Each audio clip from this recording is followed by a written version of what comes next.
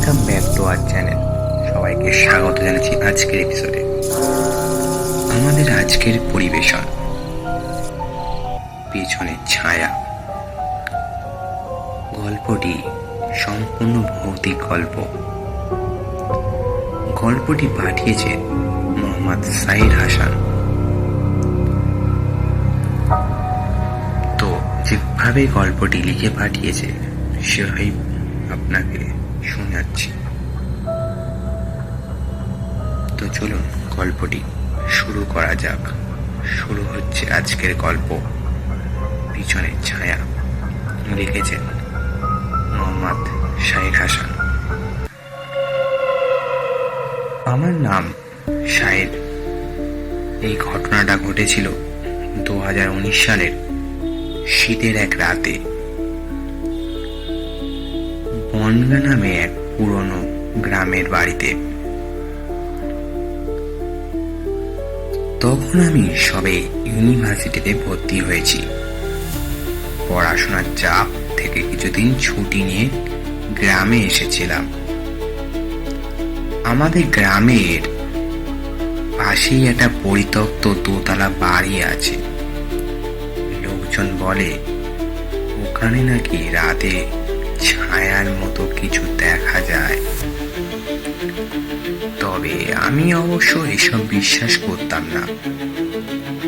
এক রাতে বন্ধুদের সাথে আড্ডা দিতে দিতে হঠাৎ এক বন্ধু চ্যালেঞ্জ করে বসলো যে সাইর, যদি সাহস থাকে তবে ওই বাড়িতে একা গিয়ে ঘন্টাখানেক বসে এসে দেখা।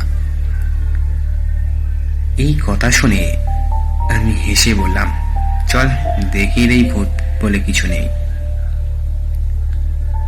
সময়টা ছিল তখন মধ্যরাত।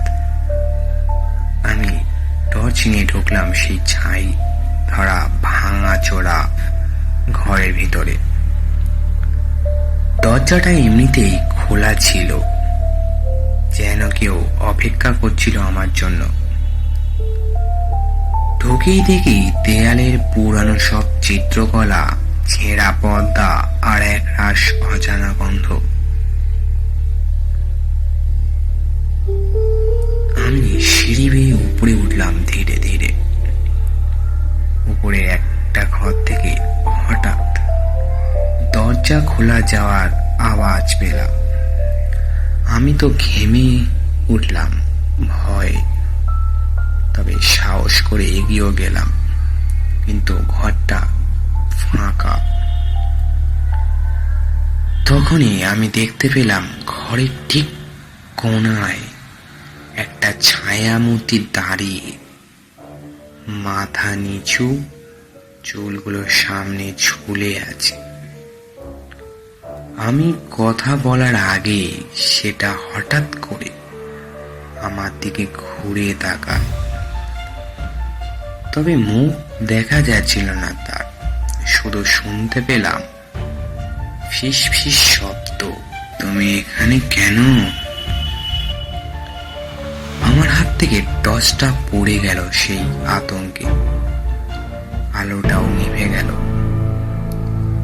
অন্ধকারে শুধু সেই ছায়া ধীরে ধীরে আমার দিকে এগিয়ে আসছিল। আমি ছুটে নিচে নামলাম। দরজার লাগানো ছিল না, কিন্তু তাও যেন কেউ পিছন থেকে টেনে আটকে রেখেছিল। বহু কষ্টে দরজা ঠেলে আমি বেরিয়ে আসি। তখন দেখি বাড়ির সামনে কেউ দাঁড়িয়ে নেই, অথচ আমি স্পষ্ট শুনতে পেলাম পেছনে কেউ হাসছে। কেউ হাসছে, বলছে, তুমি এখানে আসো, এখানে আসো। এই ঘটনার কিছুদিন পর সেই রাতে দেখা অবয়ব আমার চোখের সামনে যেন সবসময় ঝাপসার মতো ফুটে ওঠে। তবে সেই রাতের পর থেকে আমার শ্বাসকষ্ট শুরু হয়েছে। ডাক্তার কিছুতেই ধরতে পারছে না আমার কি হয়েছে আসলে। তবে মাঝে মাঝে ঘুমের মধ্যে আমি এখনো সেই ছায়াটাকে দেখি। তার ঠান্ডা নিঃশ্বাস যেন আমার ঘাড়ে কাছে। মানুষ ঠিক যেমন শ্বাস নিলে তার শ্বাস প্রশ্বাসের নিঃশ্বাস পরে, ঠিক তেমনই সেই অব্যবহৃত শ্বাসও যেন ফিসফিস করে সেই কণ্ঠস্বর আর সেই শ্বাস প্রশ্বাসের শব্দ এখনো যেন গায়ে কাঁটা দিয়ে ওঠে। শেষ হলো আজকের গল্প পিছনের ছায়া। লিখেছেন মোহাম্মদ সাহির আশা। তবে আপনার লেখাও যদি গল্প স্বরূপ কাউকে শোনাতে চান বা আমাদের চ্যানেলে উপস্থাপনা করতে চান, তবে আমাদের সাথে ফেসবুক পেজে যোগাযোগ করুন এবং আপনার লেখা গল্প পাঠিয়ে দিন। দেখা হচ্ছে পরের গল্পে। ততক্ষণে শুনতে থাকুন